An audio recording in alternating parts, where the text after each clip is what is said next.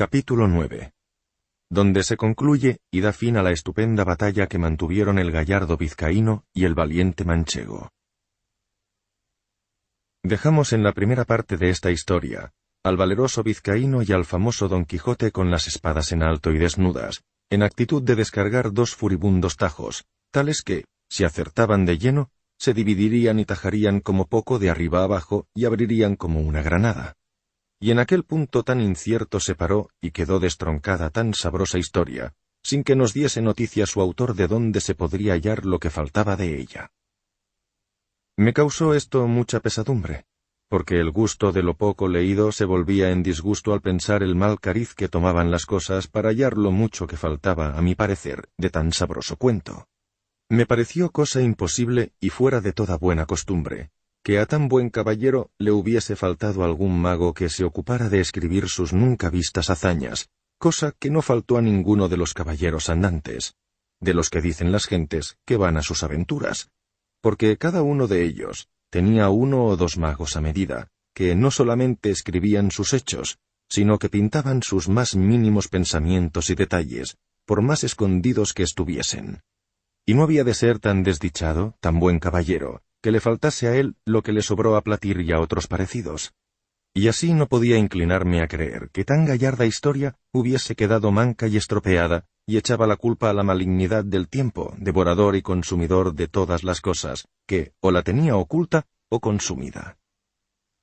Por otra parte, me parecía que, pues entre sus libros se habían hallado algunos tan recientes como Desengaño de celos y Ninfas y pastores de Henares, tampoco su historia debía de ser muy antigua, y que, aunque no estuviese escrita, estaría en la memoria de la gente de su aldea y de las circunvecinas. Esta imaginación me traía confuso y deseoso de saber real y verdaderamente toda la vida y milagros de nuestro famoso español Don Quijote de la Mancha, luz y espejo de la caballería manchega, y el primero que en nuestra edad y en estos tan calamitosos tiempos se puso al trabajo y ejercicio de las andantes armas, y al de desfacer agravios, socorrer viudas, amparar doncellas de aquellas que andaban con sus fustas y palafrenes, y con toda su virginidad a cuestas, de monte en monte y de valle en valle. Que como no fuese algún follón, o algún villano de hacha y capellina, o algún descomunal gigante el que las forzara, doncella hubo en los pasados tiempos que, al cabo de 80 años y sin haber dormido ni un solo día bajo techado, se fue tan entera a la sepultura como la madre que la había parido. Digo pues que, por estos y otros muchos respetos, es digno nuestro gallardo Quijote de continuas y memorables alabanzas, y aun a mí no se me deben negar por el trabajo y diligencia que puse en buscar el fin de esta agradable historia. Aunque bien sé que si el cielo, el azar y la fortuna no me hubiesen ayudado, el mundo se quedaría falto y sin el pasatiempo y gusto que podrá tener durante casi 2 horas el que la lea con atención. Pasó pues, que la hallé de esta manera. Estaba yo un día en Alcalá de Toledo, y llegó un muchacho a vender unos cartapacios y papeles viejos a un sedero, y como yo soy aficionado a leer, aunque sean los papeles rotos de las calles, llevado de esta mi natural inclinación, tomé un cartapacio de los que el muchacho vendía, y lo vi con caracteres que conocí eran arábigos, y como pese a conocerlos no los sabía leer, anduve mirando si aparecía por allí algún morisco aljamiado que los leyese, y no fue muy dificultoso hallar intérprete semejante, pues aunque lo hubiera buscado incluso de otra lengua más clásica y antigua, lo habría hallado. En fin, la suerte me deparó uno que, al decirle mi deseo y ponerle el libro en las manos, lo abrió por la mitad, y leyendo un poco en él, se empezó a reír. Le pregunté yo de qué se reía, y me respondió que de una cosa que tenía aquel libro escrita en el margen como anotación. Le dije que me la dijese, y él, sin dejar la risa, dijo: «Está como he dicho aquí en el margen. Esta Dulcinea del Toboso tantas veces en esta historia referida, dicen que tuvo para salar puercos mejor mano que ninguna otra mujer de toda la Mancha». Cuando yo oí decir Dulcinea del Toboso, quedé atónito y suspenso, porque al punto se me representó que aquellos cartapacios contenían la historia de Don Quijote. Con esta imaginación le metí prisa para que leyese el principio, y haciéndolo así, traduciendo sobre la marcha del arábigo al castellano, dijo que decía: «Historia de Don Quijote de la Mancha, escrita por Cide Hamete de Benengeli, historiador arábigo».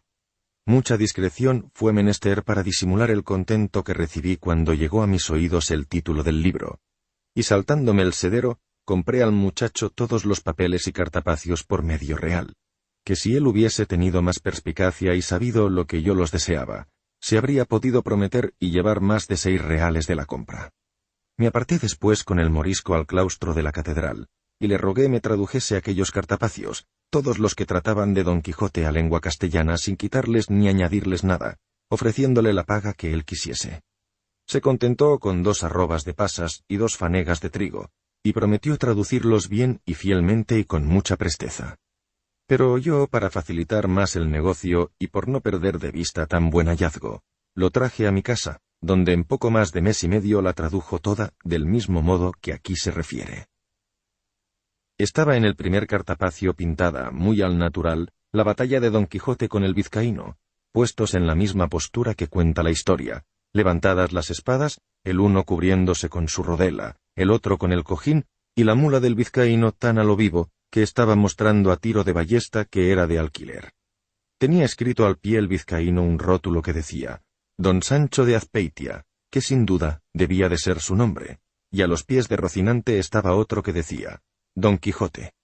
Estaba Rocinante maravillosamente pintado, tan largo y tendido, tan atenuado y flaco, con tanto espinazo, tan tísico confirmado, que mostraba bien al descubierto con cuánta justeza y propiedad se le había puesto el nombre de Rocinante. Junto a él estaba Sancho Panza, que tenía del cabestro a su asno, a los pies del cual estaba otro rótulo que decía, Sancho Zancas, y debía de ser que tenía, por lo que mostraba la pintura, la barriga grande, el talle corto y las zancas largas, y por esto se le debió de poner nombre de Panza y de Zancas, que con estos 2 sobrenombres lo llama algunas veces la historia. Había algunas otras menudencias que advertir, pero todas son de poca importancia, y no hacen al caso a la verdadera relación de la historia, porque ninguna es mala siendo verdadera. Si a esta se le puede poner alguna objeción acerca de su verdad, no podrá ser otra sino haber sido Arábigo su autor, siendo muy propio de los de aquella nación ser mentirosos. Aunque por ser tan enemigos nuestros, antes se puede entender que ha quedado en ella de menos que de más.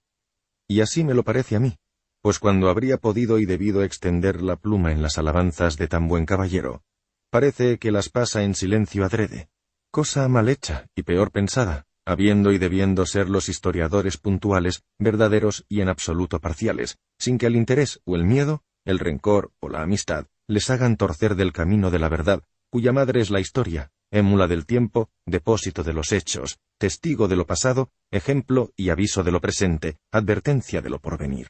En esta, sé que se hallará todo lo que se acierte a desear en la más apacible. Y si algo bueno faltase en ella, tengo para mí que fue por culpa de un autor tan perro, antes que por falta de materia. En fin, su segunda parte, siguiendo la traducción, comenzaba de esta manera. Puestas y levantadas en alto las cortadoras espadas de los 2 valerosos y enojados combatientes, no parecía sino que estaban amenazando al cielo, a la tierra y al mar. Tal era el denuedo y aspecto que tenían. Y el primero que fue a descargar el golpe fue el colérico vizcaíno, y lo dio con tanta fuerza y tanta furia, que de no habérsele desviado la espada en el camino, aquel solo golpe habría sido bastante para dar fin a su rigurosa contienda y a todas las aventuras de nuestro caballero. Mas la buena suerte, que para mayores cosas lo tenía guardado, torció la espada de su contrario, de modo que aunque le acertó en el hombro izquierdo, no le hizo otro daño que desarmarle todo aquel lado, llevándole de camino gran parte de la celada con la mitad de la oreja, que todo ello se vino al suelo con espantosa ruina, dejándolo muy maltrecho. Válgame Dios, ¿y quién será aquel que buenamente pueda contar ahora la rabia que entró en el corazón de nuestro manchego, viéndose tratar de aquella manera? No se diga más, sino que primero se alzó sobre los estribos y apretando más la espada en las 2 manos, descargó con tal furia sobre el vizcaíno que le acertó de lleno en el cojín y en la cabeza, y no obstante tan buena defensa fue como si cayera sobre él una montaña, y comenzó a echar sangre por las narices y por la boca y por los oídos, y a dar muestras de caer de la mula abajo, de donde hubiera caído sin duda, si no se le hubiese abrazado al cuello. Pero, aún así, sacó los pies de los estribos, y al punto soltó los brazos, y la mula, espantada del terrible golpe, dio a correr por el campo, y tras unos corcovos, dio con su dueño en tierra. Lo estaba mirando Don Quijote con mucho sosiego, y en cuanto lo vio caer, saltó de su caballo y con mucha ligereza se llegó a él. Y poniéndole la punta de la espada en los ojos, le dijo que se rindiese, y que si no, le cortaría la cabeza. Estaba el vizcaíno tan turbado que no podía responder palabra. Y lo habría pasado mal, según estaba ciego Don Quijote, si las señoras del coche que hasta entonces habían mirado la pendencia con gran desmayo, no hubiesen ido a donde estaba y le hubiesen pedido con mucho encarecimiento les hiciese tan gran merced y favor de perdonar la vida a aquel escudero suyo.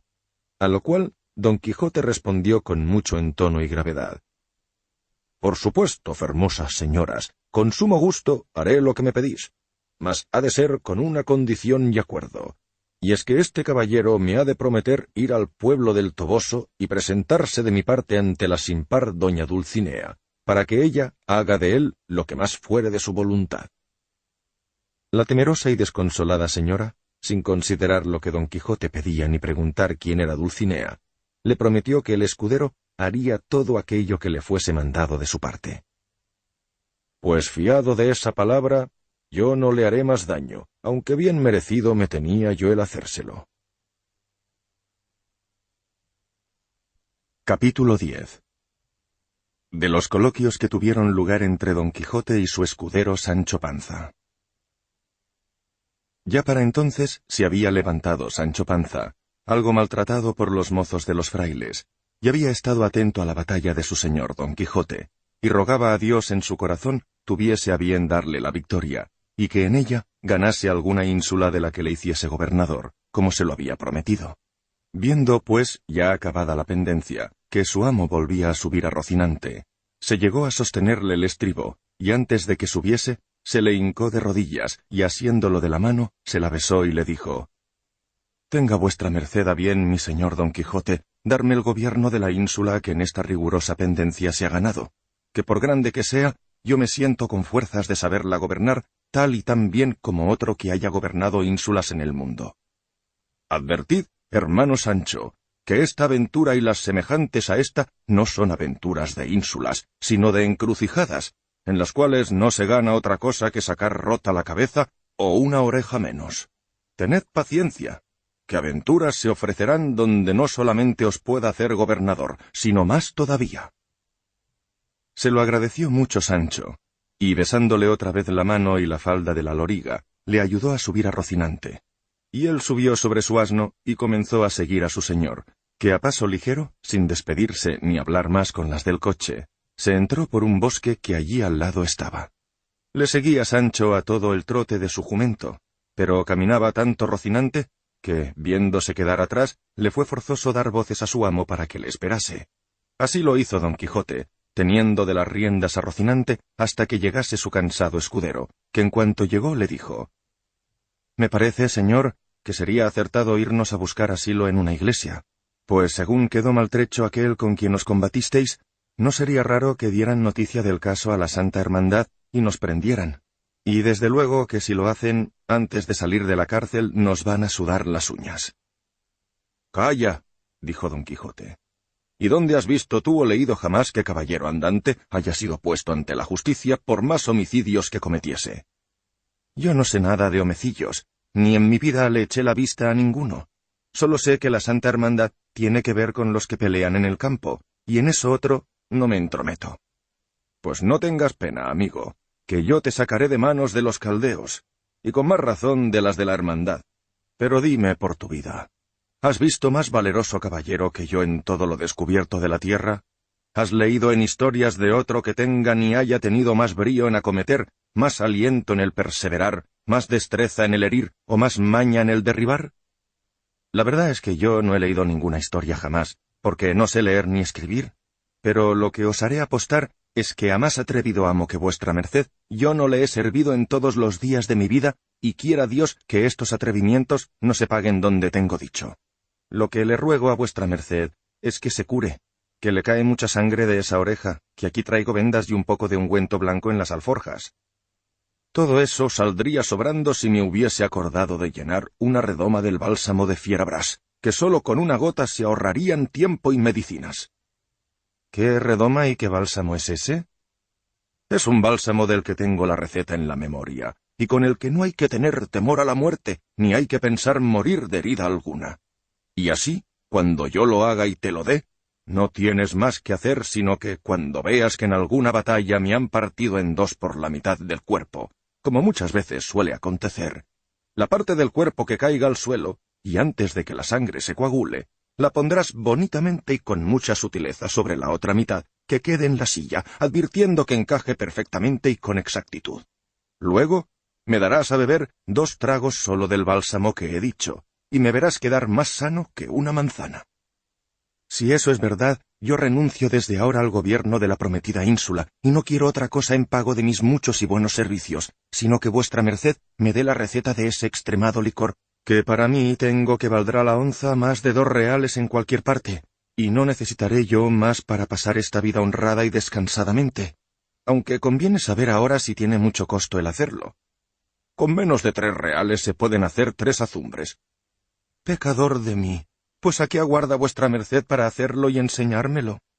Calla, amigo, que mayores secretos pienso enseñarte y mayores mercedes hacerte. Y por ahora curémonos, que la oreja me duele más de lo que yo quisiera. Sacó Sancho de las alforjas vendas y ungüento. Pero cuando Don Quijote descubrió rota su celada, estuvo a punto de perder el juicio, y puesta la mano en la espada y alzando los ojos al cielo, dijo: «Yo hago juramento por el Creador de todas las cosas y por los santos 4 evangelios, donde más largamente están escritos, de hacer la vida que hizo el gran marqués de Mantua cuando juró vengar la muerte de su sobrino Valdovinos, que fue de no comer pan a manteles, ni con su mujer yacer, ni otras cosas que, aunque de ellas no me acuerdo, las doy aquí por expresadas, hasta tomar entera venganza del que me ha hecho este desaguisado. Advierta a vuestra merced, señor Don Quijote, que si el caballero cumplió lo que se le dejó ordenado de irse a presentar ante mi señora Dulcinea del Toboso, ya habrá cumplido con lo que debía, y no merece otra pena si no comete nuevo delito». «Has hablado y apuntado muy bien, Sancho. Así que anulo el juramento en lo que toca a tomar de él nueva venganza. Pero lo hago y lo confirmo de nuevo en hacer la vida que he dicho hasta que no quite por la fuerza a algún caballero otra celada tal y tan buena como esta. Y no pienses que hago esto a humo de pajas, que bien tengo a quien imitar en ello. Esto mismo pasó, al pie de la letra, con el yelmo de Mambrino, que tan caro le costó a Sacripante. Mande al infierno vuestra merced tales juramentos, señor mío, que son muy en daño de la salud y muy en perjuicio de la conciencia. Y dígame ahora, si acaso no topamos en muchos días a ningún hombre armado con celada, ¿qué vamos a hacer? ¿Se ha de cumplir el juramento a despecho de tantos inconvenientes e incomodidades, como será el dormir vestido, el no dormir en poblado, y otras 1000 penitencias que contenía el juramento de aquel loco viejo del marqués de Mantua, que vuestra merced quiere revalidar ahora? Mire bien vuestra merced que por ninguno de estos caminos andan hombres armados, sino arrieros y carreteros, que no solo no traen celadas, sino que quizás no las han oído nombrar en todos los días de su vida. En eso te engañas, porque en cuanto llevemos 2 horas por estas encrucijadas, vamos a ver más armados que los que vinieron sobre Albraca a la conquista de Angélica la Bella. Ojalá sea así, y quiera Dios que nos suceda bien, y que se llegue ya el tiempo de ganar esa ínsula que tan cara me cuesta, y muérame yo luego. Ya te he dicho, Sancho, que no te dé eso cuidado alguno, que cuando falte una ínsula, ahí está el reino de Dinamarca, o el de Sobradisa, que te vendrán como anillo al dedo, y más te deberías alegrar, sabiendo que están en tierra firme. Pero dejemos esto para mejor ocasión. Y mira si traes algo de comer en esas alforjas, para ir pronto en busca de algún castillo donde alojarnos esta noche, y hagamos el bálsamo que te he dicho porque te juro por Dios que me está doliendo mucho la oreja. Aquí traigo una cebolla y un poco de queso, y no sé cuántos mendrugos de pan, pero son manjares que desmerecen de tan valiente caballero como vuestra merced. ¡Qué mal lo entiendes! Hágote saber, Sancho, que es honra de los caballeros andantes no comer en un mes, y si comen, que sea de aquello que hallen más a mano. Y tendrías esto por cierto si hubieras leído tantas historias como yo que, aunque han sido muchas, en todas ellas no he hallado hecha relación de que los caballeros andantes comiesen, si no era por casualidad y en algunos suntuosos banquetes que les hacían, y los demás días se los pasaban a 2 velas. Y aunque se deja entender que no podían pasar sin comer y sin hacer todos los otros menesteres naturales, porque de hecho eran hombres como nosotros.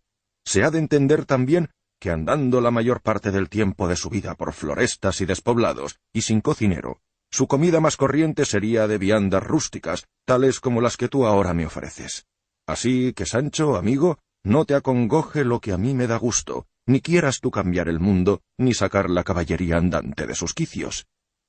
Perdóneme vuestra merced, que como yo no sé leer ni escribir, como antes he dicho, no sé ni he caído en las reglas de la profesión caballeresca, y de aquí en adelante yo proveeré las alforjas de todo género de fruta seca para vuestra merced, que es caballero, y para mí las proveeré, pues no lo soy, de otras cosas volátiles y de más sustancia.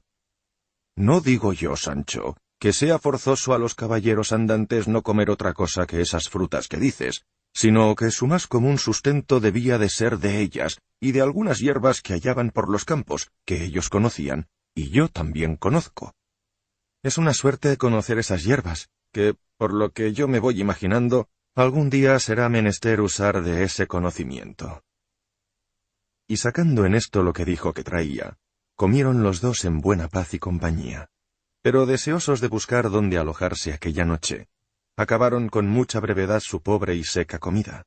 Subieron luego a caballo y se dieron prisa por llegar a poblado antes que anocheciese. Pero les faltó el sol y la esperanza de alcanzar lo que deseaban junto a unas chozas de unos cabreros, y así decidieron pasarla allí. Y cuanto fue pesadumbre para Sancho por no llegar a poblado, fue contento para su amo por dormir a cielo descubierto, y parecerle que cada vez que esto le sucedía, era hacer un acto manifiesto que facilitaba la prueba de su caballería. Capítulo 11. De lo que le sucedió a Don Quijote con unos cabreros. Fue acogido por los cabreros con buen ánimo, y habiendo acomodado Sancho lo mejor que pudo a Rocinante y a su jumento, se fue tras el olor que despedían de sí ciertos tasajos de cabra que estaban hirviendo al fuego en un caldero. Y aunque él hubiese querido en aquel mismo punto ver si estaban en sazón de trasladarlos del caldero al estómago, lo dejó de hacer, porque los cabreros los quitaron del fuego, y tendiendo por el suelo unas pieles de oveja, aderezaron a toda prisa su rústica mesa y convidaron a los dos con lo que tenían, con muestras de muy buena voluntad. Se sentaron a la redonda de las pieles 6 de ellos, que eran los que había en la majada, habiendo rogado primero con rústicas ceremonias a Don Quijote que se sentase sobre una artesa, que le pusieron vuelta del revés. Se sentó Don Quijote, y se quedaba Sancho de pie para servirle la copa, que estaba hecha de un cuerno. Al verlo de pie su amo le dijo: «Para que veas, Sancho, el bien que encierra en sí la caballería andante, y qué cerca están de ser en breve tiempo estimados y honrados del mundo los que en cualquier ministerio de ella se ejercitan. Quiero que te sientes aquí a mi lado y en compañía de esta buena gente, y que seas una misma cosa conmigo, que soy tu amo y natural señor, que comas en mi plato y bebas por donde yo bebo, porque de la caballería andante se puede decir lo mismo que se dice del amor, que iguala todas las cosas». «Gran merced», dijo Sancho, «pero tengo que decir a vuestra merced que, como yo tenga bien de comer, también y mejor me lo como de pie y a mis anchas que sentado junto a un emperador. Y aún, a decir verdad, mucho mejor me sabe lo que como en mi rincón sin melindres ni respetos, aunque sea pan y cebolla, que los gallipavos de otras mesas donde me sea forzoso masticar despacio, beber poco, limpiarme a menudo, no estornudar ni toser si me viene en gana, ni hacer otras cosas que la soledad y la libertad traen consigo. Así que, señor mío, estas honras que vuestra merced quiere darme por ser servidor y adjunto a la caballería andante, como lo soy siendo escudero de vuestra merced, conviértalas en otras cosas que me sean de más utilidad y provecho, que a estas, aunque las doy por bien recibidas, renuncio desde aquí hasta el fin del mundo. Con todo y con eso te has de sentar, porque a quien se humilla, Dios lo ensalza». Y asiéndolo por el brazo, lo forzó a que se sentase junto a él. No entendían los cabreros aquella jerigonza de escuderos y de caballeros andantes, y no hacían otra cosa que comer y callar y mirar a sus huéspedes, que con mucho donaire y gana embaulaban tasajos como puños. Acabado el servicio de carne, tendieron sobre las zaleas gran cantidad de bellotas avellanadas, y pusieron al lado un medio queso más duro que si estuviese hecho de argamasa. No estaba a todo esto ocioso el cuerno, porque como cangilón de noria andaba a la redonda tan a menudo ya lleno, ya vacío, que con facilidad vació uno de los 2 pellejos de vino que estaban a la vista. Después que don Quijote hubo bien satisfecho su estómago, tomó un puñado de bellotas en la mano, y mirándolas atentamente, soltó su voz en este soliloquio. Dichosa edad y dichosos siglos aquellos a los que los antiguos pusieron nombre de dorados, y no porque en ellos el oro, como tanto se estima en nuestra edad de hierro, se alcanzase en aquella venturosa sin fatiga alguna, sino porque entonces los que vivían en ella ignoraban estas 2 palabras de tuyo y mío. En aquella santa edad eran comunes todas las cosas. Para alcanzar su diario sustento, a nadie le era necesario tomar otro trabajo que alzar la mano y alcanzar lo de las robustas encinas, que generosamente los estaban convidando con su dulce y sazonado fruto. Las claras fuentes y corrientes ríos, en magnífica abundancia, les ofrecían sabrosas y transparentes aguas. En las quiebras de las peñas y en lo hueco de los árboles formaban su república las solícitas y discretas abejas, ofreciendo a cualquier mano, sin interés alguno, la fértil cosecha de su dulcísimo trabajo. Los corpulentos alcornoques despedían de sí, sin otro artificio que el de su cortesía, sus anchas y livianas cortezas, con que se comenzaron a cubrir las casas, sustentadas sobre rústicas estacas, no más que para defensa de las inclemencias del cielo. Todo era paz entonces, todo amistad, todo concordia. La pesada reja del corvo arado aún no se había atrevido a abrir ni visitar las entrañas piadosas de nuestra madre tierra, que ella sin ser forzada ofrecía, por todas las partes de su fértil y espacioso seno, lo que pudiese hartar, sustentar y deleitar a los hijos que entonces la poseían. Entonces sí que andaban las simples y hermosas zagalejas de valle en valle, y de otero en otero, con sus trenzas o el cabello al aire, sin más vestidos que aquellos que eran menester para cubrir honestamente lo que la honestidad quiere y ha querido siempre que se cubra. Y no eran sus adornos, de los que ahora se usan, de encarecida púrpura de Tiro y la por tantos modos martirizada seda, sino de algunas hojas verdes entretejidas de lampazos y hiedra, con lo que quizá iban tan pomposas y compuestas como van ahora nuestras cortesanas con las raras y peregrinas invenciones que la curiosidad ociosa les ha mostrado.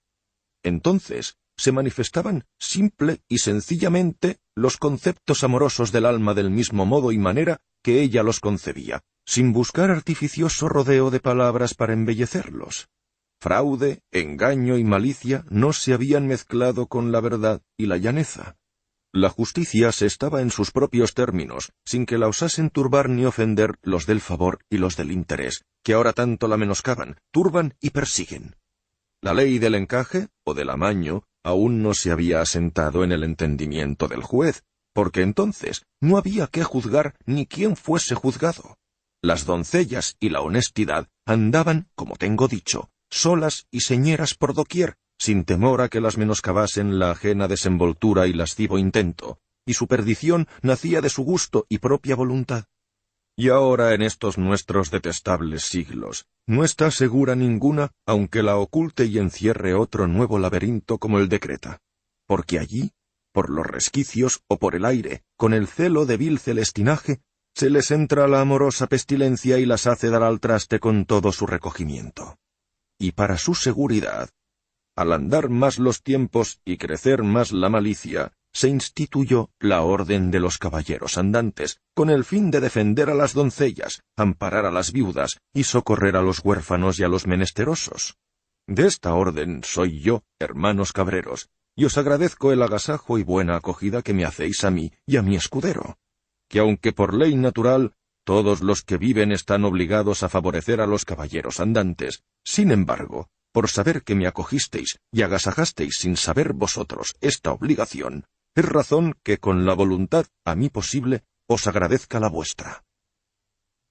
Toda esta larga arenga, que se pudiera muy bien evitar, dijo nuestro caballero, porque las bellotas que le dieron le trajeron a la memoria la edad dorada, y se le antojó hacer aquel inútil discurso a los cabreros, que, sin responderle palabra, embobados y suspensos, le estuvieron escuchando. Sancho, asimismo, callaba y comía bellotas, y visitaba muy a menudo el segundo pellejo que, para que se enfriase el vino, lo tenían colgado de un alcornoque. Más tardó en hablar don Quijote que en acabarse la cena, al fin de la cual uno de los cabreros dijo: para que con más veras pueda vuestra merced decir, señor caballero andante, que lo agasajamos con pronta y buena voluntad, queremos darle solaz y contento con hacer que cante un compañero nuestro que no tardará mucho en estar aquí.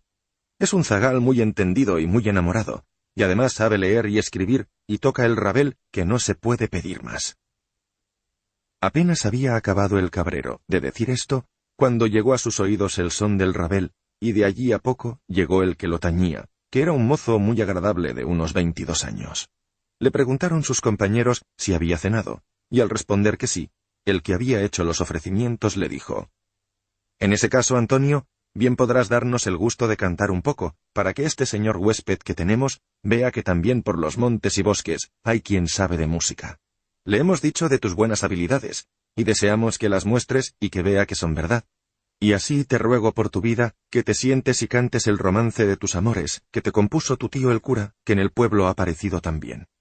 «Con mucho gusto», respondió el mozo.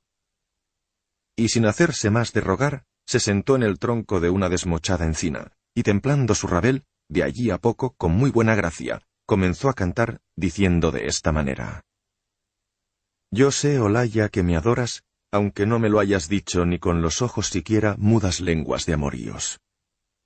Pues no ignoro que lo sabes, en que me quieres me afirmo, que nunca fue desdichado amor que fue conocido. Bien es verdad que tal vez, Olalla, me has dado indicio que tienes de bronce el alma y el blanco pecho de risco.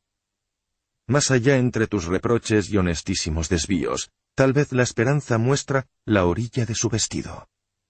Abalánzase al señuelo mi fe, que nunca ha podido ni menguar por lo llamado, ni crecer por escogido. Si el amor es cortesía, de la que tienes colijo que el fin de mis esperanzas ha de ser como imagino.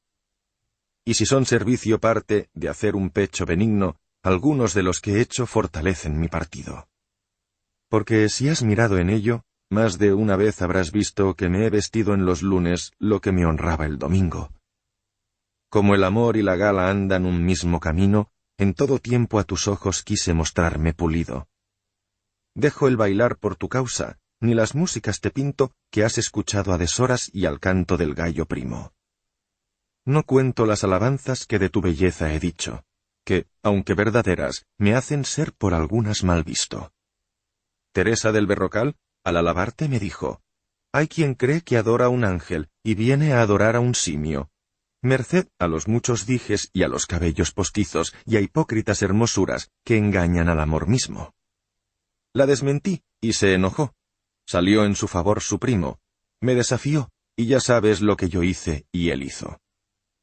No te quiero al buen tuntún, ni te pretendo y te sirvo para hacerte barragana, que más bueno es mi designio. Coyundas tiene la iglesia, que tienen de seda el hilo. Acerca tu cuello al yugo, verás cómo pongo el mío. Y si no, desde aquí juro, por el santo más bendito, que no saldré de estas sierras, sino para capuchino». Con esto dio el cabrero fin a su canto. Y aunque Don Quijote le rogó que cantase algo más, no lo consintió Sancho Panza porque estaba más para dormir que para oír canciones, y así dijo a su amo: «Bien puede vuestra merced acomodarse ya donde vaya a reposar esta noche, que el trabajo que tienen estos buenos hombres todo el día no permite que pasen las noches cantando». «Ya te entiendo, Sancho, que se me trasluce muy bien que las visitas al pellejo piden más recompensa de sueño que de música. A todos nos sabe bien, bendito sea Dios. No lo niego, pero acomódate tú donde quieras, que los de mi profesión mejor parecen velando que durmiendo. Pero con todo estaría bien, Sancho, que me volvieras a curar esta oreja que me está doliendo más de lo que es menester». Hizo Sancho lo que se le mandaba, y viendo uno de los cabreros la herida, le dijo que no tuviese pena, que él pondría remedio con que se sanase fácilmente. Y tomando algunas hojas de romero, del mucho que por allí había, las mascó y las mezcló con un poco de sal, y aplicándoselas a la oreja, se la vendó muy bien, asegurándole que no era menester otra medicina, y así fue en verdad. Capítulo 12. De lo que contó un cabrero a los que estaban con Don Quijote. Estando en esto, llegó otro mozo de los que les traían de la aldea las provisiones, y dijo: «¿Sabéis lo que ha pasado en el pueblo, compañeros?». —¿Cómo lo podemos saber? —respondió uno de ellos.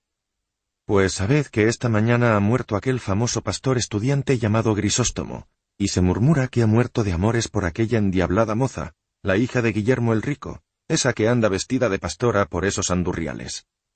—¿Te refieres a Marcela? —dijo uno. —Esa digo. Y lo bueno es que mandó en su testamento que lo enterrasen en el campo, como si fuera moro, y que fuese al pie de la peña donde está la fuente del Alcornoque, porque, según es fama, y él dicen que lo dijo, aquel lugar es donde él la vio por primera vez. Y también mandó otras cosas tales que los curas del pueblo dicen que no se deben cumplir, ni está bien que se cumplan, porque parecen de paganos. A todo lo cual, aquel gran amigo suyo Ambrosio, el estudiante, que también se vistió de pastor con él, ha respondido que se ha de cumplir todo, sin faltar nada, como lo dejó mandado Grisóstomo, y sobre esto anda el pueblo alborotado. Pero, según se dice, finalmente se hará lo que quieren Ambrosio y todos sus amigos los pastores, y mañana le vienen a enterrar con gran pompa a donde tengo dicho. Y tengo para mí que será cosa muy digna de ver. Al menos yo no dejaré de ir a verla, aunque no sepa si podré volver mañana al pueblo. Todos haremos lo mismo, respondieron los cabreros, y echaremos a suertes quién se queda guardando las cabras. Bien dicho, Pedro, dijo uno, pero no será menester usar esa diligencia. Yo me quedaré, y no lo atribuyáis a virtud y a poca curiosidad mía, sino a que no me deja andar la estaca que el otro día me traspasó este pie. Te lo agradecemos de igual modo, respondió Pedro. Y don Quijote rogó a Pedro le dijese qué muerto era aquel y qué pastora aquella. A lo que Pedro respondió que lo que sabía era que el muerto era un hidalgo rico, vecino de un pueblo que estaba en aquellas sierras, que había sido estudiante muchos años en Salamanca, al cabo de los cuales había vuelto a su pueblo con fama de muy sabio y muy leído. Sobre todo, decían que sabía la ciencia de las estrellas, y de lo que pasan allá en el cielo el sol y la luna, porque puntualmente nos decía el cris del sol y de la luna. Al oscurecerse esos dos luminares mayores, se le dice eclipse, amigo, no cris, dijo don Quijote. Pero Pedro, no reparando en menudencias, prosiguió su cuento diciendo: también adivinaba cuándo iba a ser el año abundante o estil. Estéril, queréis decir, amigo, dijo don Quijote. Estéril o estil, respondió Pedro, allá se van. Y digo que con esto que decía, se hicieron muy ricos su padre y sus amigos, dándole crédito, porque hacían lo que él les aconsejaba diciéndoles: sembrad este año cebada, no trigo. En este podéis sembrar garbanzos, y no cebada. El que viene habrá una buena cosecha de aceite. Los 3 siguientes no se cogerá ni gota. Esa ciencia se llama astrología, dijo don Quijote. No sé yo cómo se llama, replicó Pedro, pero sé que todo esto sabía, y aún más. En fin, no habían pasado muchos meses desde que vino de Salamanca, cuando un día apareció vestido de pastor, con su cayado y zamarra, después de quitarse los hábitos largos de estudiante que traía. Y juntamente con él se vistió de pastor otro gran amigo suyo, llamado Ambrosio, que había sido su compañero en los estudios.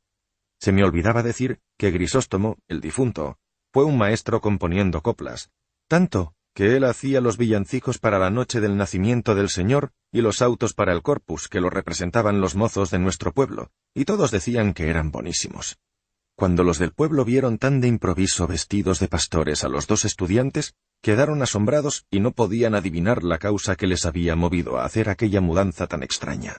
Ya en ese tiempo se había muerto el padre de nuestro Grisóstomo, y él heredó mucha cantidad de hacienda, tanto en bienes muebles como raíces, y una no pequeña cantidad de ganado, mayor y menor, y una gran cantidad de dineros.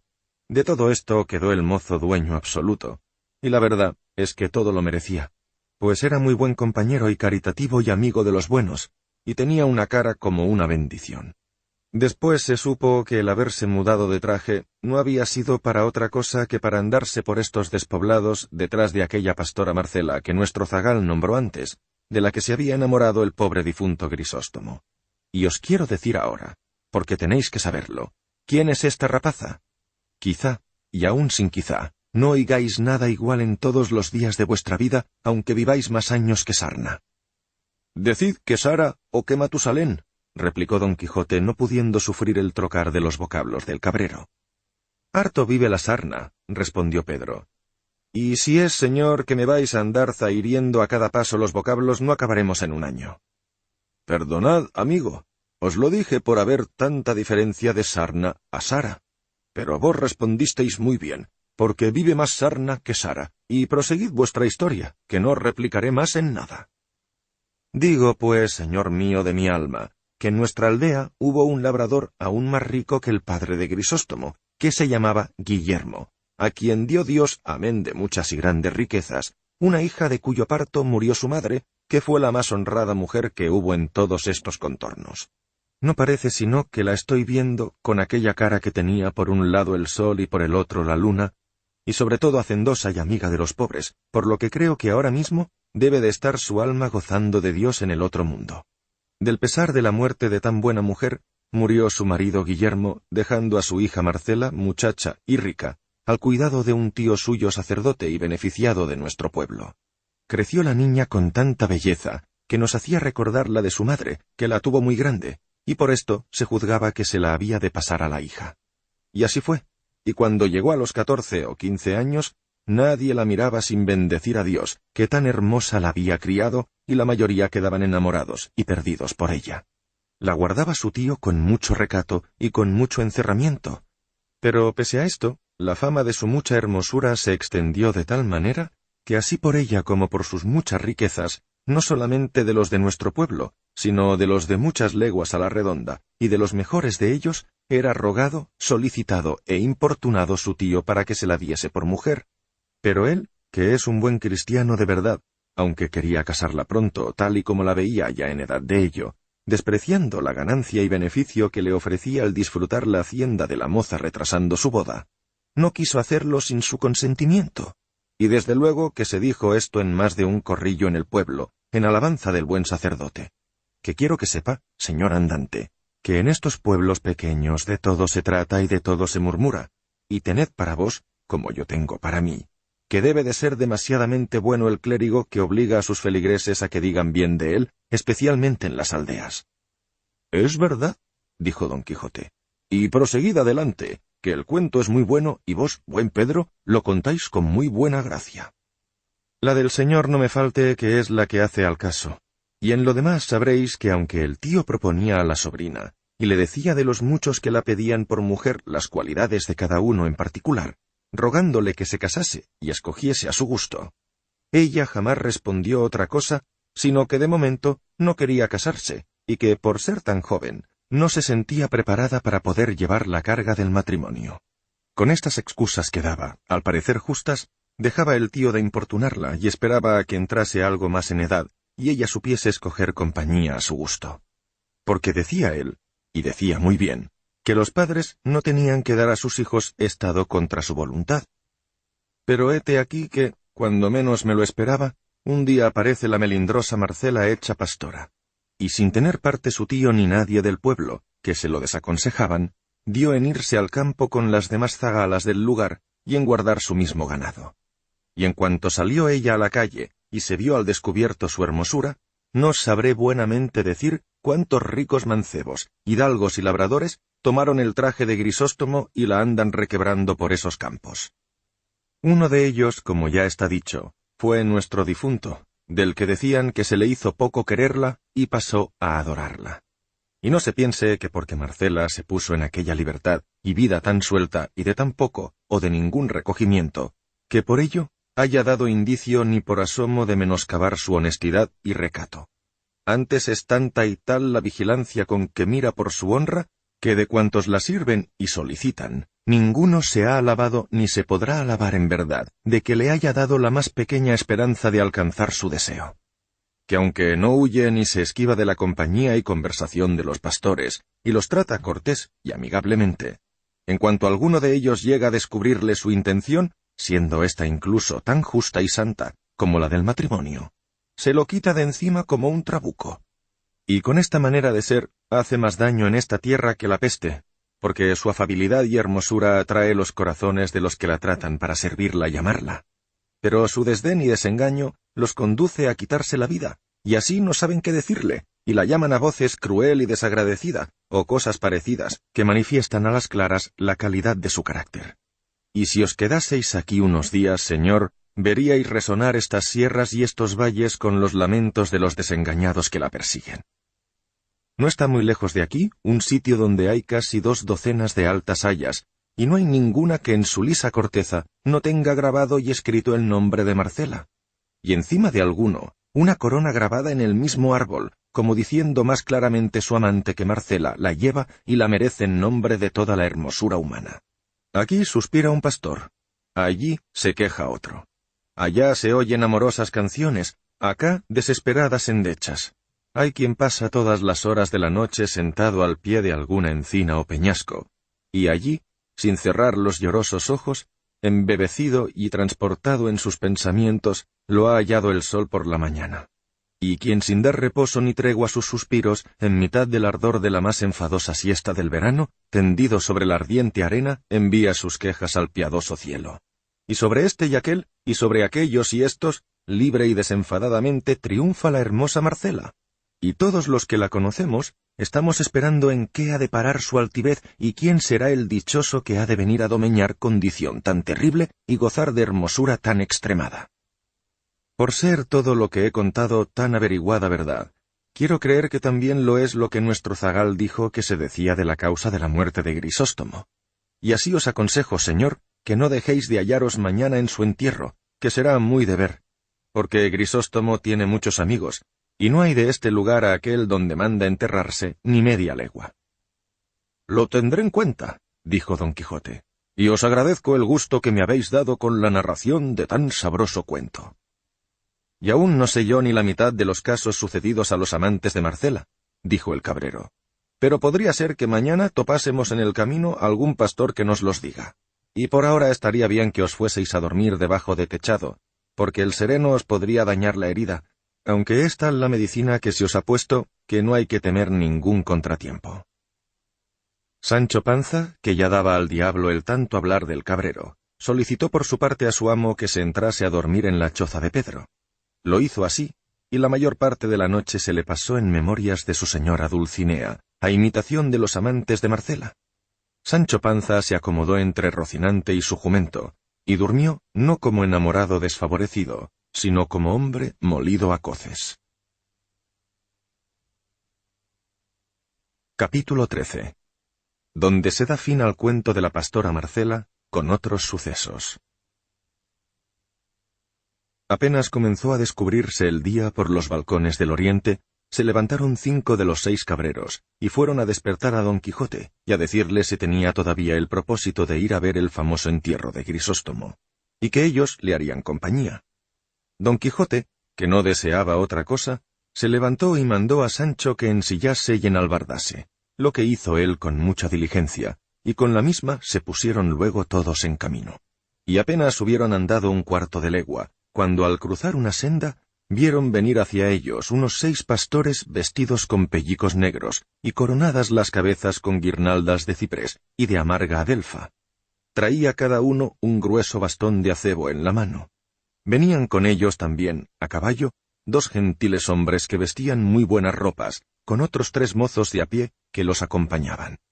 En cuanto se juntaron, se saludaron cortésmente, y preguntándose unos a otros a dónde iban, supieron que todos se encaminaban al lugar del entierro, y así comenzaron a caminar todos juntos. Uno de los de a caballo, hablando con su compañero, le dijo: «Me parece, señor Vivaldo, que hemos de dar por bien empleado el retraso que tengamos por ver este famoso entierro, que no podrá dejar de ser famoso según las cosas extraordinarias que estos pastores nos han contado tanto del pastor muerto como de la pastora homicida». «Así me lo parece a mí», respondió Vivaldo, «y digo yo de retrasarnos no ya un día, sino 4 con tal de verlo». Le preguntó don Quijote qué era lo que habían oído de Marcela y de Grisóstomo. El caminante dijo que aquella madrugada habían encontrado a aquellos pastores, y que por haberlos visto con aquel traje tan triste, les habían preguntado la razón por la que iban de aquella manera.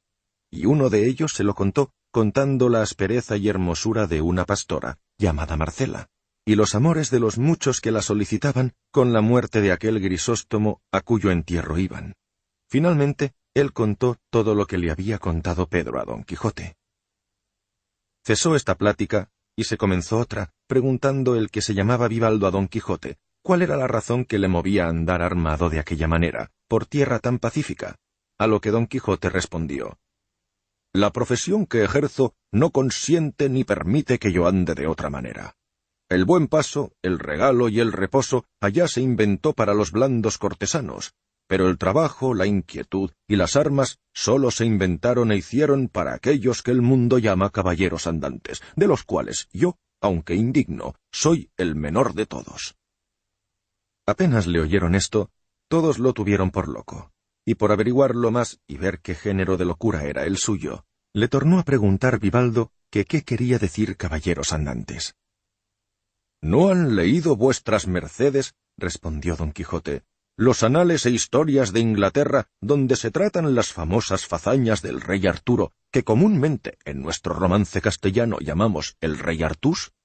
Es tradición antigua y común en todo aquel reino de la Gran Bretaña, que este rey no murió, sino que por arte de magia se convirtió en cuervo, y andando los tiempos volverá a reinar y a recobrar su reino y cetro, y por ello no se podrá probar que se haya matado ningún cuervo inglés desde entonces.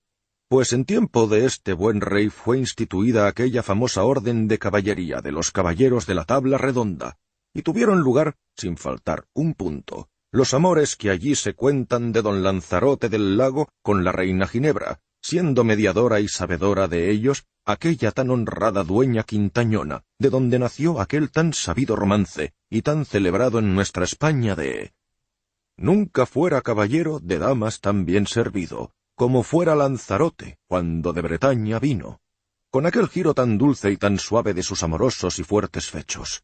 Pues desde entonces fue aquella orden de caballería extendiéndose y dilatándose de mano en mano por muchas y diversas partes del mundo, y en ella fueron famosos y conocidos por sus fechos el valiente Amadís de Gaula, con todos sus hijos y nietos, hasta la quinta generación, y el valeroso Felixmarte de Hircania, y el nunca como se debe alabado Tirante el Blanco, y casi que en nuestros días vimos y comunicamos y oímos al invencible y valeroso caballero don Belianís de Grecia.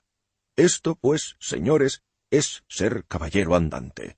Y la que he dicho es la orden de su caballería, en la cual, como acabo de decir, yo, aunque pecador, he hecho profesión, y lo mismo que profesaron los caballeros referidos, profeso yo. Y así me voy por estas soledades y despoblados, buscando las aventuras, con ánimo deliberado de ofrecer mi brazo y mi persona a la más peligrosa que la suerte me depare, en ayuda de los débiles y menesterosos». Por estas razones que dijo, acabaron de enterarse los caminantes de que don Quijote era falto de juicio y del género de locura que lo señoreaba, de lo cual recibieron el mismo asombro que recibían todos aquellos que venían de nuevas en conocimiento de ella. Y Vivaldo, que era persona muy despierta y de alegre condición, por pasar sin aburrimiento el poco camino que decían que les faltaba, al llegar a la Sierra del Entierro quiso darle ocasión a que siguiese con sus disparates. «Me parece, señor caballero andante», le dijo, «que vuestra merced ha profesado una de las más rigurosas profesiones que hay en la tierra, y tengo para mí que aún la de los frailes cartujos no es tan rigurosa». «Tan rigurosa bien podría ser, pero tan necesaria en el mundo estoy muy cerca de ponerlo en duda. Porque, a decir verdad, no hace menos el soldado que pone en ejecución lo que su capitán le manda que el mismo capitán que se lo ordena.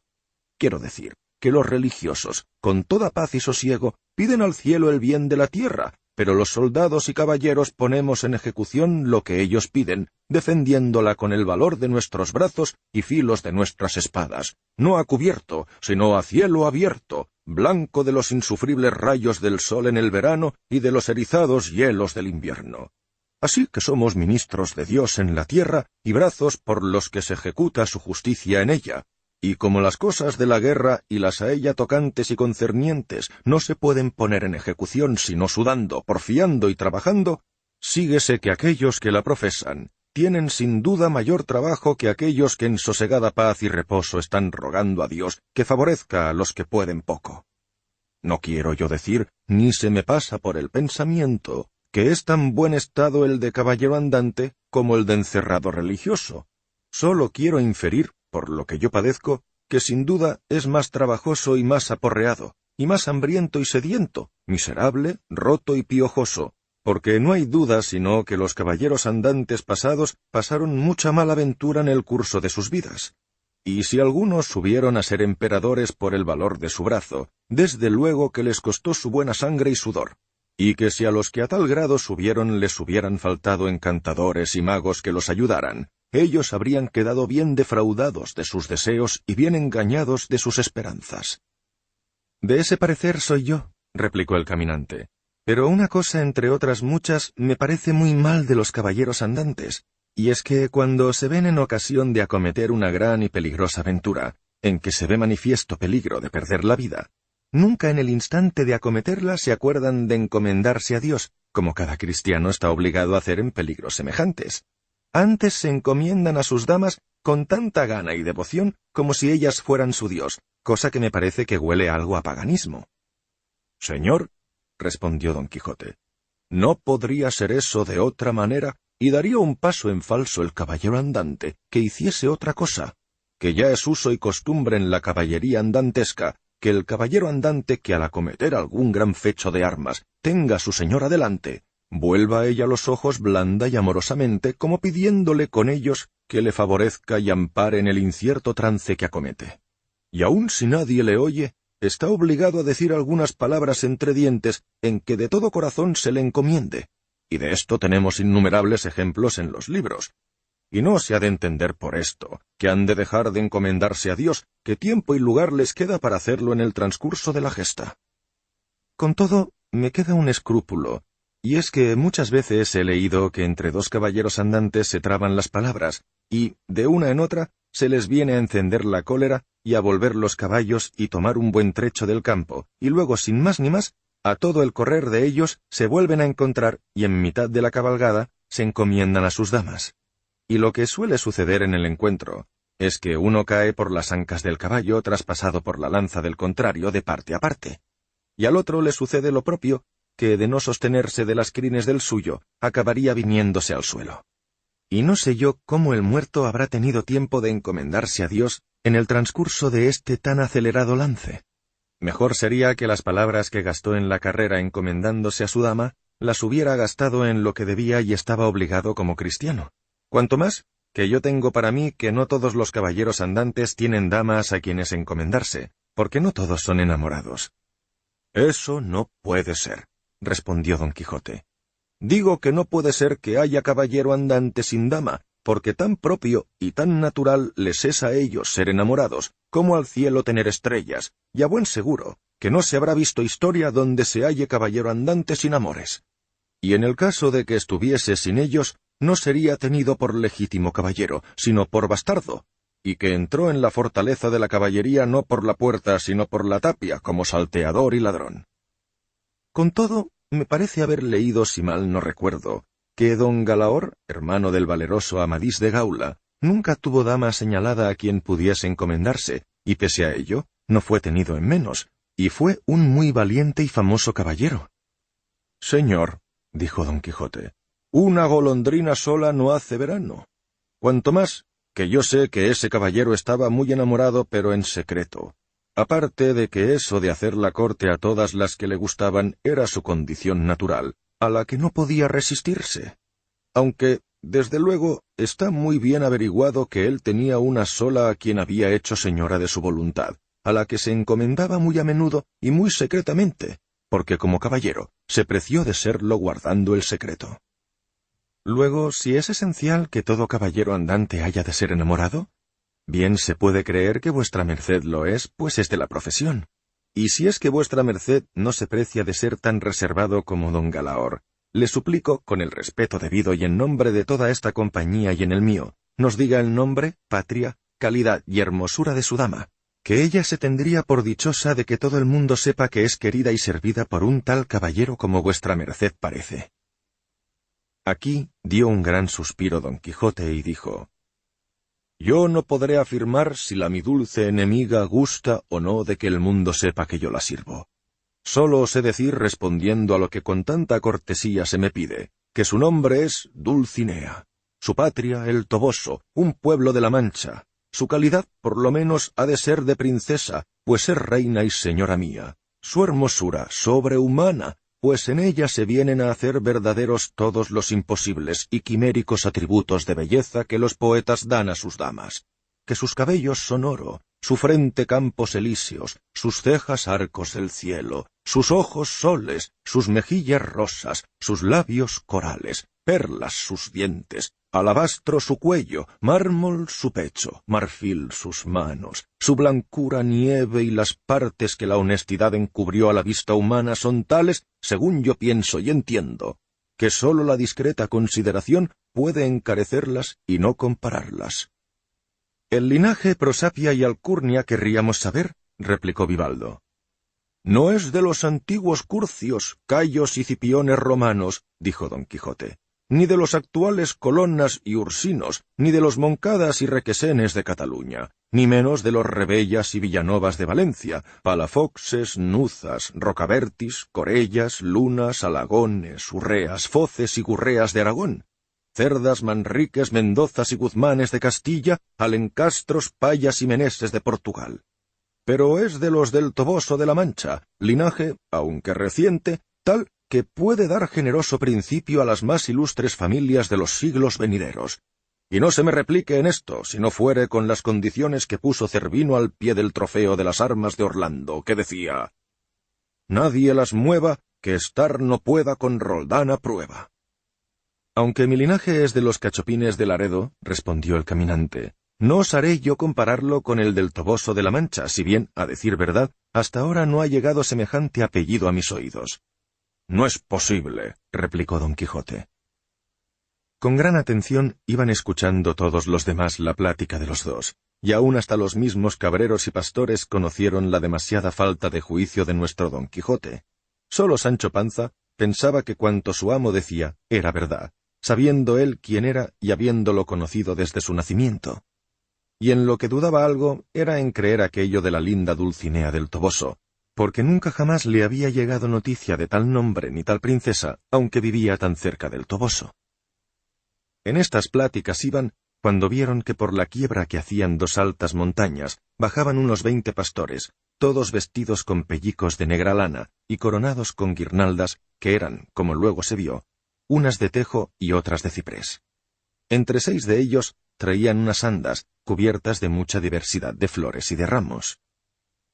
«Aquellos que allí vienen», dijo al verlos uno de los cabreros, «son los que traen el cuerpo de Grisóstomo, y el pie de aquella montaña es el lugar donde él mandó que lo enterrasen».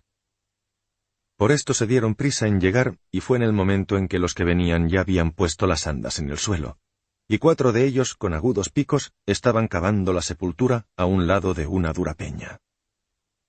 Se saludaron unos y otros cortésmente, y acto seguido, Don Quijote y los que con él venían, se pusieron a mirar las andas, y en ellas vieron cubierto de flores un cuerpo muerto, vestido como pastor, de unos 30 años más o menos, y aunque muerto, mostraba que vivo había sido de rostro hermoso y de disposición gallarda. Alrededor de él tenía en las mismas andas algunos libros y muchos papeles abiertos y cerrados. Y tanto los que miraban esto como los que abrían la sepultura, y todos los demás que había allí, guardaban un maravilloso silencio. Hasta que uno de los que trajeron al muerto dijo a otro: «Mira bien, Ambrosio, si este es el lugar que Grisóstomo dijo, ya que queréis que se cumpla tan exactamente lo que dejó mandado en su testamento». «Este es», respondió Ambrosio, «que muchas veces me contó en él mi desdichado amigo la historia de su desventura. Aquí me dijo él que vio la primera vez a aquella enemiga mortal del linaje humano. Y aquí fue también donde le declaró por primera vez su pensamiento, tan honesto como enamorado. Y aquí fue la última vez donde Marcela lo acabó de desengañar y desdeñar, de suerte que puso fin a la tragedia de su miserable vida. Y aquí, en recuerdo de tantas desdichas, quiso él que lo depositasen en las entrañas del eterno olvido». Y volviéndose a Don Quijote y a los caminantes, prosiguió diciendo: «Este cuerpo, señores, que estáis mirando con piadosos ojos, fue depositario de un alma en la que el cielo puso infinita parte de sus riquezas. Este es el cuerpo de Grisóstomo, que fue único en el ingenio, solo en la cortesía, extremo en la gentileza, fénix en la amistad, magnífico sin tasa, grave sin presunción, alegre sin bajeza y en fin, primero en todo lo que es ser bueno, y sin segundo en todo lo que fue ser desdichado. Quiso bien, fue aborrecido. Adoró, fue desdeñado. Rogó a una fiera, importunó a un mármol. Corrió tras el viento, dio voces a la soledad, sirvió la ingratitud de quien alcanzó por premio el ser despojos de la muerte en la mitad del curso de su vida, a la cual dio fin una pastora, a quien él procuraba eternizar para que viviera en la memoria de las gentes, como podrían mostrarlo bien esos papeles que estáis mirando, si él no me hubiera mandado que los entregara al fuego después de entregado su cuerpo a la tierra. «Vais a usar vos con ellos de mayor rigor y crueldad que su mismo dueño», dijo Vivaldo, «pues no es justo ni acertado que se cumpla la voluntad de alguien si lo que ordena va fuera de todo razonable discurso. Y no lo hubiera tenido bueno Augusto César si hubiese consentido que se pusiera en ejecución lo que Virgilio, el divino Mantuano, dejó mandado en su testamento. Así que, señor Ambrosio, después que deis el cuerpo de vuestro amigo a la tierra, no queráis dar sus escritos al olvido, que si él ordenó como agraviado, no está bien que vos cumpláis como inconsciente. Antes haced, dando la vida a estos papeles, que las tenga siempre la crueldad de Marcela, para que sirva de ejemplo a las gentes futuras, en los tiempos que están por venir, para que se aparten y huyan de caer en semejantes despeñaderos. Que ya sé yo y los que aquí venimos, la historia de este vuestro enamorado y desesperado amigo. Y sabemos la amistad vuestra, y la razón de su muerte, y lo que dejó mandado al acabar de la vida, de cuya lamentable historia se puede sacar cuánta haya sido la crueldad de Marcela, el amor de Grisóstomo, la fe de la amistad vuestra, con el paradero que tienen los que a rienda suelta corren por la senda que el desvariado amor les pone delante de los ojos. Anoche supimos la muerte de Grisóstomo, y que había de ser enterrado en este lugar. Y así, por curiosidad y lástima, desviamos nuestro camino y acordamos venir a ver con los ojos lo que tanto nos había lastimado oírlo. Y en pago de esta lástima y del deseo que en nosotros nació de remediarla si pudiéramos, te rogamos, juicioso Ambrosio, o por lo menos yo te lo suplico por mi cuenta, que, dejando de abrasar estos papeles, me dejes llevar algunos de ellos». Y sin aguardar a que el pastor respondiese, alargó la mano y tomó algunos de los que estaban más cerca. Lo vio Ambrosio y dijo: «Por cortesía consentiré que os quedéis, señor, con los que ya habéis tomado, pero pensar que voy a dejar de quemar los que quedan es pensamiento vano». Vivaldo, que deseaba ver lo que decían los papeles, abrió entonces uno de ellos y vio que tenía por título «Canción desesperada». Lo oyó Ambrosio y dijo: «Ese es el último papel que escribió el desdichado. Y para que veáis, señor, en qué extremo lo tenían sus desventuras, leedlo de modo que seáis oído, que os dará tiempo de sobra el que se tarde en abrir la sepultura». «Eso haré yo de muy buena gana», dijo Vivaldo. Y como todos los presentes tenían el mismo deseo, se le pusieron a la redonda, y él, leyendo con voz clara, vio que así decía. Capítulo 14. Donde se ponen los versos desesperados del difunto pastor Grisóstomo, con otros no esperados sucesos. Ya que quieres, cruel, que se publique, de lengua en lengua y de una en otra gente, del áspero rigor tuyo la fuerza, haré que el mismo infierno comunique al triste pecho mío un son doliente, con que el uso común de mi voz tuerza. Y al par de mi deseo, que se esfuerza a decir mi dolor y tus hazañas, de la espantable voz irá el acento, y en él mezcladas por mayor tormento, pedazos de las míseras entrañas. Escucha, pues, y presta atento oído, no al concertado son, sino al ruido que de lo hondo de mi amargo pecho, llevado de un forzoso desvarío, por gusto mío sale, y tu despecho. El rugir del león, del lobo fiero el temeroso aullido, el silbo horrendo de escamosa serpiente, el espantable alarido de un monstruo, el agorero graznar de la corneja y el estruendo del viento contrastado en mar revuelto, del ya vencido toro el implacable bramido, y de la viuda tortolilla el sentido arrullar, el triste canto del envidiado búho, con el llanto de toda la infernal negra cuadrilla, salgan con la doliente ánima fuera, mezclados en un son, de tal manera que se confundan los sentidos todos, pues la pena cruel que en mí se halla, para contarla, pide nuevos modos. De tanta confusión, no las arenas del padre Tajo oirán los tristes ecos, ni del famoso Betis las olivas, que allí se esparcirán mis duras penas en altos riscos y en profundos huecos, con muerta lengua y con palabras vivas.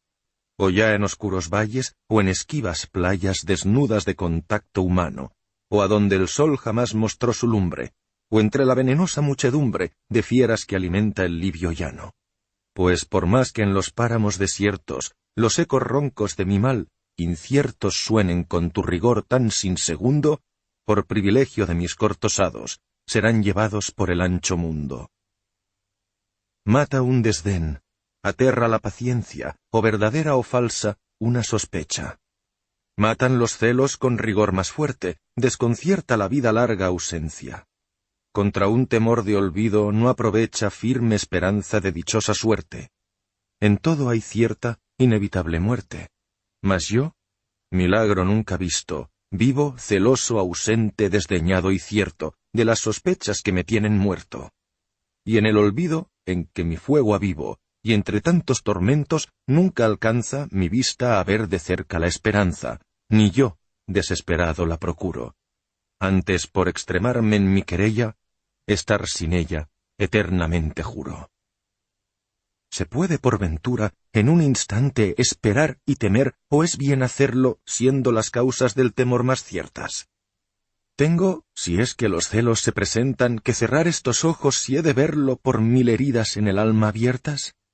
¿Quién no abrirá de par en par las puertas a la desconfianza, cuando mira descubierto el desdén y las sospechas, oh amarga conversión, verdades hechas y la limpia verdad vuelta en mentira? Oh, en el reino de amor fieros tiranos celos, ponedme un arma en estas manos. Dame, desdén, una torcida soga, mas ay de mí, que con cruel victoria vuestra memoria el sufrimiento ahoga.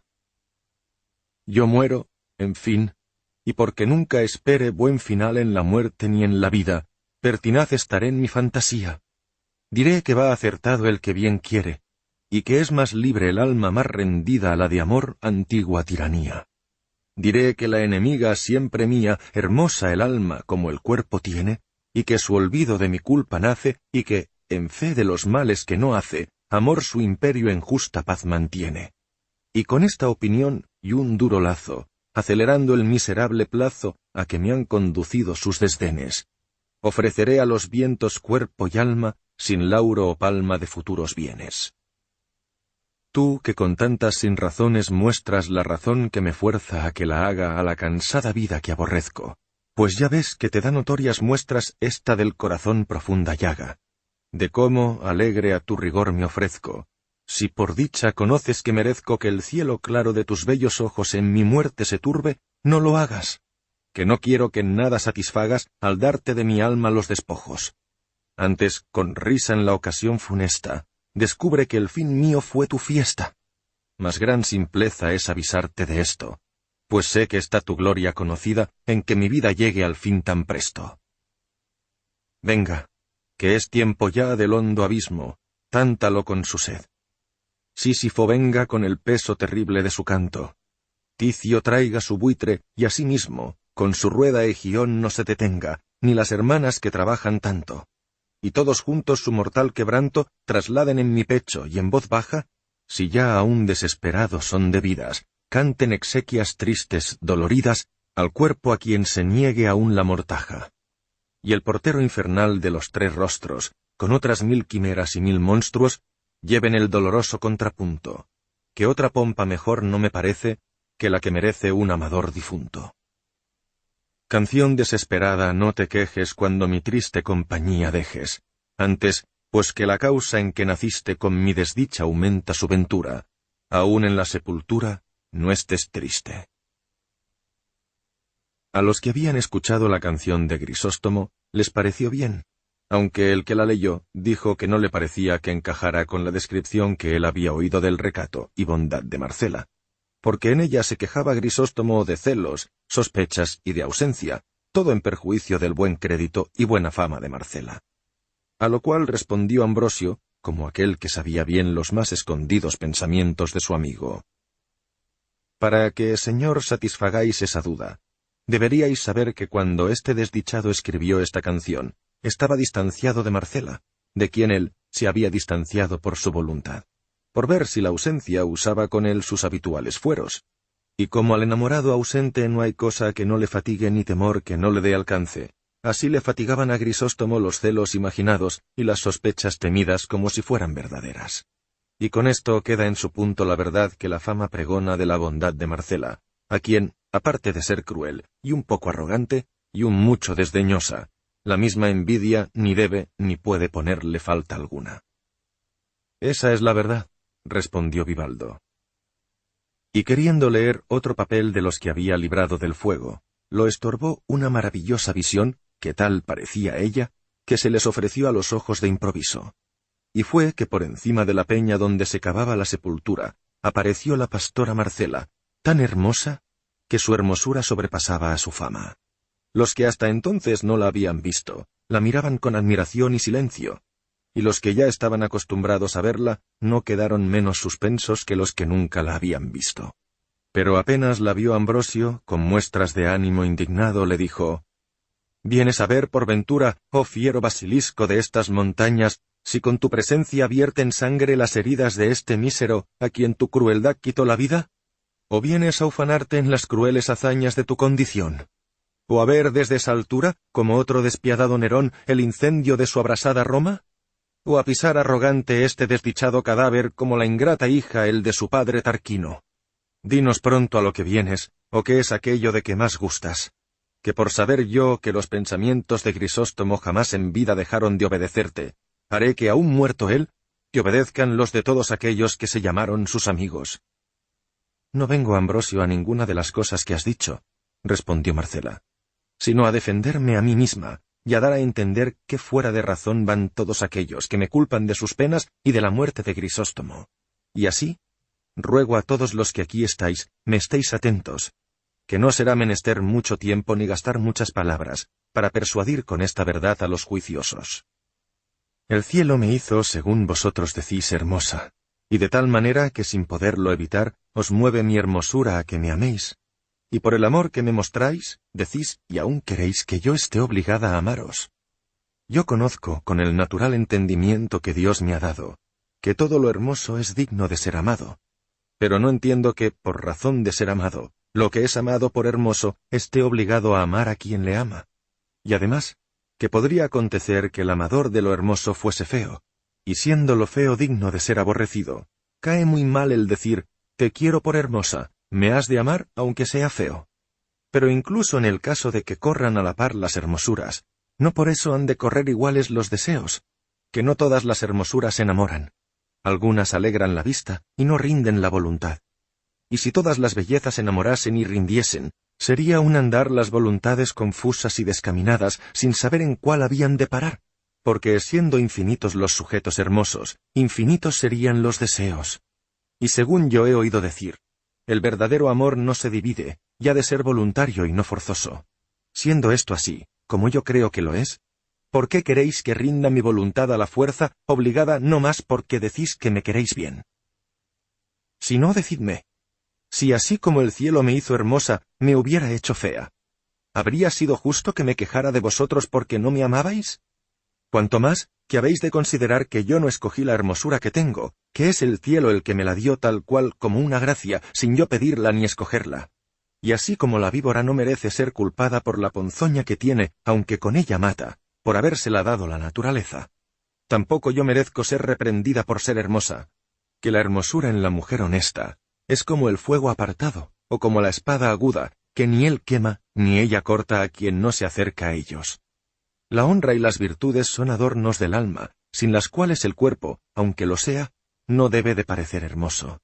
Pues si la honestidad es una de las virtudes que más adornan y hermosean al cuerpo y al alma, ¿por qué la ha de perder la que es amada por hermosa? ¿Por corresponder a la intención de aquel que sólo por su gusto procura con todas sus fuerzas y ardides que la pierda? Yo nací libre, y para poder vivir libre, escogí la soledad de los campos. Los árboles de estas montañas son mi compañía. Las claras aguas de estos arroyos, mis espejos. Con los árboles y con las aguas, comunico mis pensamientos y hermosura. Fuego soy apartado y espada puesta lejos. A los que he enamorado con la vista, he desengañado con las palabras. Y si los deseos se sustentan con esperanzas, no habiendo yo dado ninguna a Grisóstomo, ni colmado a nadie ninguno de sus deseos, bien se puede decir que antes lo mató su porfía que mi crueldad. Y si se me imputa que eran honestos sus pensamientos, y que por esto estaba obligada a corresponderlos, digo que cuando me descubrió la bondad de su intención en ese mismo lugar donde ahora se cava su sepultura, le dije yo que la mía era vivir en perpetua soledad, y de que sola la tierra gozase el fruto de mi recogimiento, y la ofrenda de mi hermosura. Y si él, con todo este desengaño, quiso porfiar contra la esperanza y navegar contra el viento, qué menos que se anegase en la mitad del océano de su desatino. Si yo lo hubiese entretenido, habría sido una falsa. Si lo hubiese contentado, habría obrado contra mi mejor intención y propósito. Porfió desengañado, desesperó sin ser aborrecido. Mirad ahora si es razonable que se me culpe de su pena. Quéjese el engañado, desespérese aquel a quien le faltaron las prometidas esperanzas, confíese aquel a quien yo llamé, ufánese el que yo admita. Pero no me llame cruel ni homicida aquel a quien yo no prometo, engaño, llamo ni admito. El cielo hasta ahora no ha querido aún que yo ame por destino, y el pensar que tengo que amar por elección está de más. Este general desengaño sirva a cada uno de los que me solicitan para su particular provecho. Y entiéndase de aquí en adelante, que si alguno muere por mí, no muere por celoso ni desdichado, porque quien no quiere a nadie, a ninguno debe dar celos, que los desengaños no se han de tomar en cuenta de desdenes. El que me llama fiera y basilisco déjeme como cosa perjudicial y mala. El que me llama ingrata no me sirva. El que desconocida, no me conozca. Quien cruel, no me siga. Que esta fiera, este basilisco, esta ingrata, esta cruel y esta desconocida, ni los buscará, servirá, conocerá ni seguirá de ninguna manera. Que si a Grisóstomo lo mató su impaciencia y arrojado deseo, ¿por qué se ha de culpar mi honesto proceder y recato? Si yo conservo mi pureza con la compañía de los árboles, ¿por qué ha de querer que la pierda el que quiere que la tenga con los hombres? Yo, como sabéis, tengo riquezas propias, y no codicio las ajenas. Soy de naturaleza libre, y no gusto de sujetarme, ni quiero ni aborrezco a nadie. No engaño a éste ni solicito a aquel, ni tonteo con uno ni me entretengo con el otro. La conversación honesta con las zagalas de estas aldeas y el cuidado de mis cabras me entretienen. Tienen mis deseos por confín estas montañas, y si de aquí salen, es a contemplar la hermosura del cielo, pasos con que camina el alma a su morada primera. Y diciendo esto, sin querer oír respuesta alguna, volvió las espaldas y se entró por lo más cerrado de un monte que estaba allí cerca, dejando admirados tanto de su buen juicio como de su hermosura a todos los que allí estaban. Y algunos dieron muestras de quererla seguir, aquellos que estaban heridos por la poderosa flecha de los rayos de sus bellos ojos, sin que les hubiese aprovechado el manifiesto desengaño que habían oído. Vio esto Don Quijote, y pareciéndole que allí venía bien usar de su caballería socorriendo a las doncellas desvalidas, puesta la mano en el puño de su espada, dijo alto y claro: «Nadie de ningún estado ni condición se atreva a seguir a la hermosa Marcela, so pena de caer en mi furiosa indignación. Ella ha mostrado con claras y suficientes razones la poca o ninguna culpa que ha tenido en la muerte de Grisóstomo, y cuál ajena vive de condescender con los deseos de ninguno de sus enamorados. Por lo que es justo que, en lugar de que la sigan y persigan, sea honrada y estimada por todos los buenos del mundo, pues muestra que en él ella es la única que vive con tan honesta intención». Ya fuese por las amenazas de Don Quijote, o porque Ambrosio les dijo que concluyesen con lo que a su buen amigo debían, ninguno de los pastores se movió ni apartó de allí hasta que, acabada la sepultura y quemados los papeles de Grisóstomo, pusieron su cuerpo en ella, no sin muchas lágrimas de los presentes. Cerraron la sepultura con una gruesa peña, mientras se acababa una losa que, según dijo Ambrosio, pensaba mandar hacer con un epitafio que decía así: «Yace aquí, de un amador, el mísero cuerpo helado, que fue pastor de ganado, perdido por desamor. Murió, a manos del rigor, de una esquiva hermosa ingrata, con quien su imperio dilata la tiranía del amor».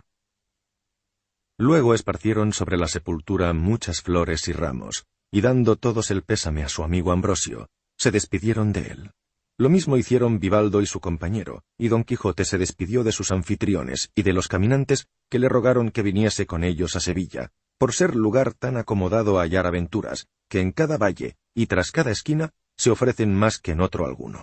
Don Quijote les agradeció el consejo y el ánimo que mostraban de hacerle merced, y dijo que de momento no quería ni debía ir a Sevilla, hasta no haber despejado todas aquellas sierras de ladrones malandrines, de las que era fama que estaban todas llenas.